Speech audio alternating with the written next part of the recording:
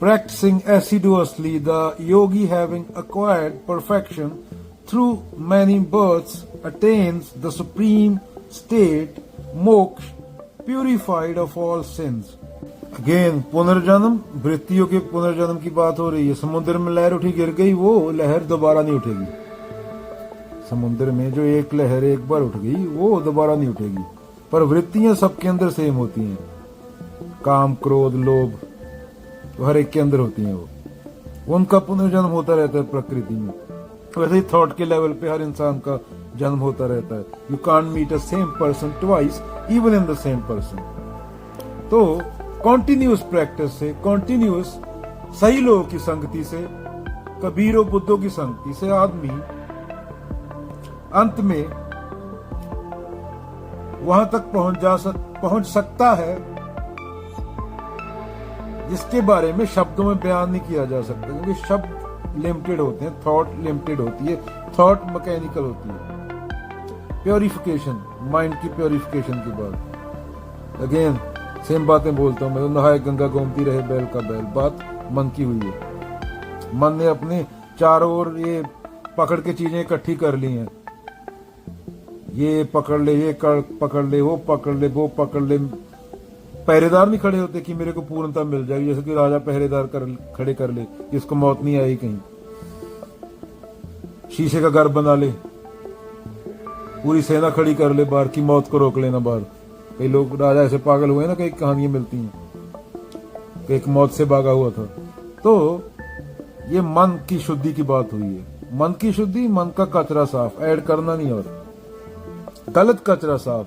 उसके बाद क्या बचता है उसके बारे में सोचना नहीं, उसके बारे में सोचा नहीं जा सकता, बोला नहीं जा सकता। वहां पे टाइम स्पेस नहीं, फिर बोल दिया मैंने, बोला नहीं जा सकता उसके बारे में। तो कॉन्टिन्यूअस प्रैक्टिस है, खुद की सफाई, खुद से युद्ध। तेरे अंदर ही कुरुक्षेत्र है पूरा, बाहर नहीं है। कृष्ण भी है, दुर्योधन भी है। कौन सी साइड पे खड़ा है, किसको दबा रहा है, वो डिसाइड करता जाएगा आगे। ये स्वामी विवेकानंद बोलते थे। स्वामी विवेकानंद को तो वैसे इंडिया में 10 आदमी नहीं मिले थे धार्मिक को जो असली रूप में, इतने 40 करोड़ की जनता में 10 बंदे नहीं मिले थे।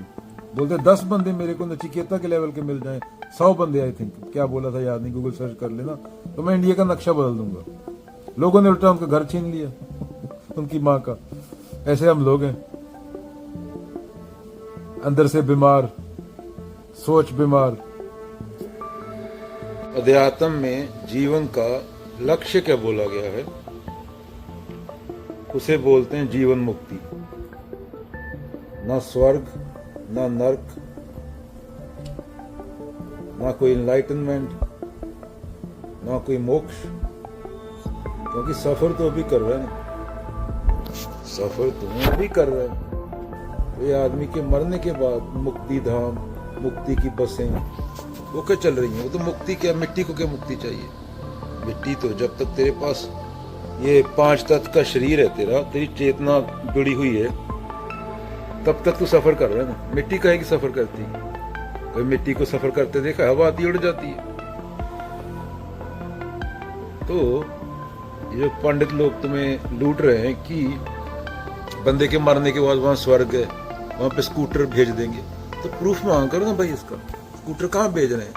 तो पंडित का बच्चा स्कूटर चला रहा है जो तुमने दिया था, जो तुम्हारे मरे हुए रिश्तेदार के पास भेजा था ऊपर।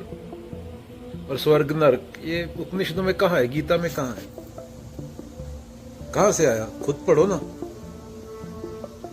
अगर स्वर्ग नरक मेनली तो बाइबल और कुरान में आता है, जो अब्राहमिक रिलीजन है उनमें। उनका हालत तुमने देखा, वो तलवार के जोर पे पूरा उनका इतिहास पढ़ लो, रोमन एम्पायर का, ये इस्लाम का पूरा इतिहास पढ़ लो।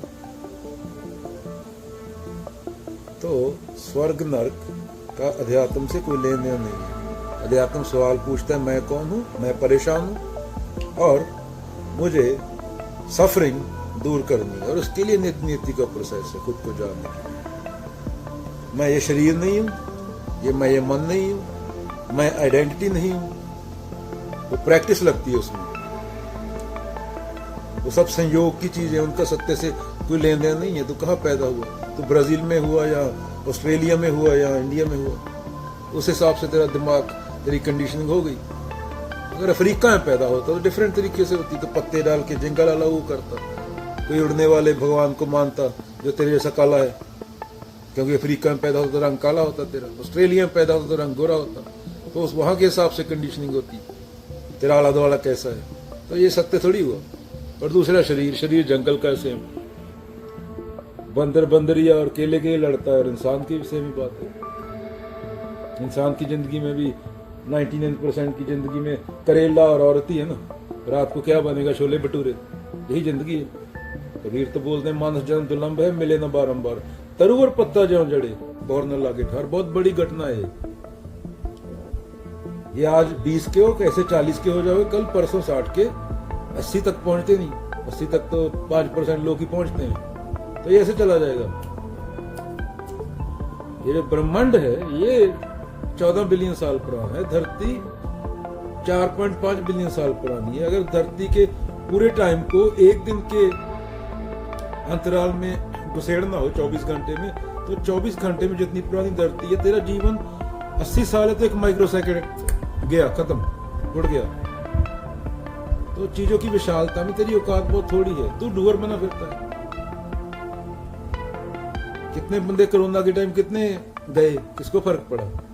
किसी को याद भी है कौन कौन मरा? 10 मिलियन बंदा मर गया, याद है नाम उनके? कबीरों के नाम के याद रखते हो? कबीरों ने तो कुछ नहीं किया, मैं मेरा अपने लिए। क्योंकि तुम्हें पता है जब वो जिंदा थे उनको पत्थर मारे थे, पर उनको तुम्हें पता है कि वो सही थे, क्योंकि अंदर कोई चीज है। तेरी हस्ती जो अंदर है उसको पता होता कि सच क्या है, पर अहंकार उसको तुझे देख नहीं देता। अहम, ईगो जिसको बोला गया, उसके कारण देख नहीं पाता। कबीरों की मूर्तियां लगी हुई हैं, बुद्धों की मूर्तियों की लगी हुई हैं। मूर्तियां तभी लगती हैं जब इंसान ने कुछ अपने से ऊपर उठ के काम किया हो। तो मूर्तियां नहीं बनानी थी, समझना था।